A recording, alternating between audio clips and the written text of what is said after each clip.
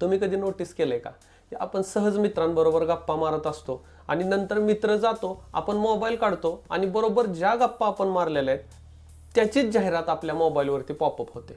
मग तुम्ही इन्स्टामध्ये जा, यूट्यूबमध्ये जा किंवा फेसबुकमध्ये जा, कुठलं जरी ॲप उघडलं तरी सुद्धा तेच नेमकं बोलणं कसं काय येतं जाणून घेऊया आजच्या व्हिडिओमध्ये. तर स्वागत आहे तुमच्या सगळ्यांचं आपल्या एआयच्या दुनियेमध्ये. यामध्ये आपण बघतो की नेमकं काय घडतं, की एआय आपल्यावरती कशी पाळत ठेवतं, मोबाईलच्या माध्यमातून आपल्यावरती कसं लक्ष ठेवलं जातंय हे बघूया आजच्या व्हिडिओमध्ये. एआयला तुमच्याबद्दल नेमकं काय काय माहिती असतं?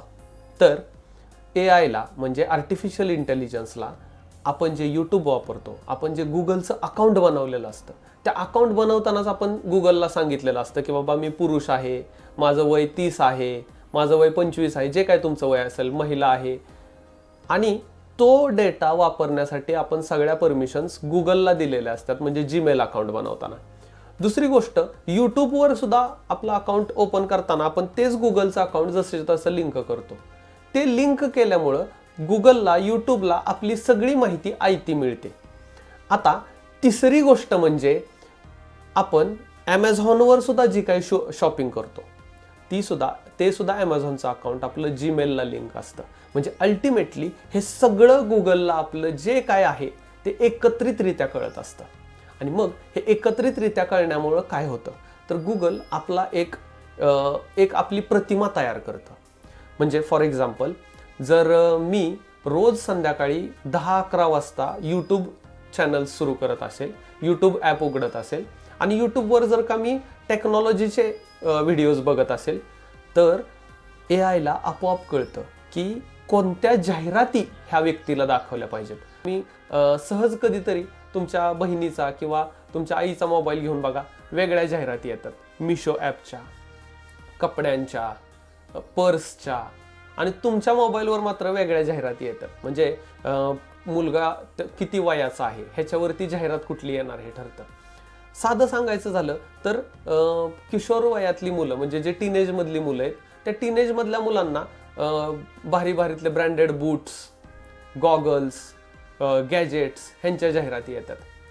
त्या मानाने आणखीन थोडी जर मोठी व्यक्ती असेल वयाने, म्हणजे 25शीतली वगैरे, तर त्या व्यक्तीला आणखीन वेगळ्या जाहिराती येतात, बाईक्सच्या, लॅपटॉप्सच्या.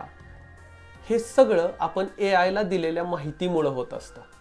आता एआय हे सुद्धा चेक करतं की आपण समजा इंस्टाग्रामवरती रील स्क्रोल करतोय, तर कुठल्या रीलवरती आपण जास्त वेळ घालवला, किंवा इन्स्टामध्ये जर एखादी आपल्याला जाहिरात बघायला लागली तर त्या जाहिरातीवर आपण किती वेळ घालवला हे सुद्धा एआय कॅच करत असतं.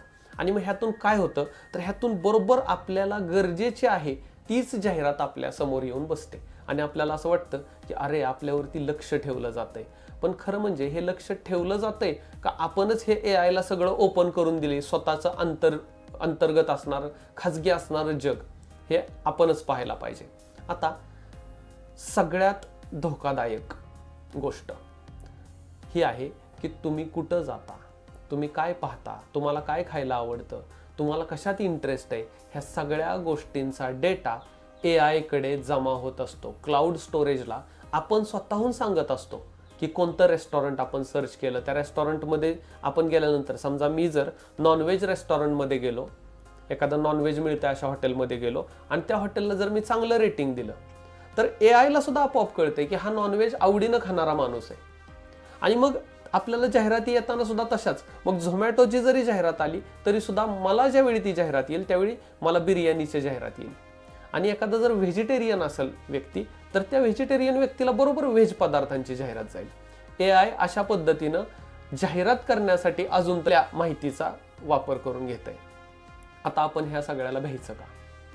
तर आपण घाबरायचं का? अजिबात घाबरण्याची गरज नाही.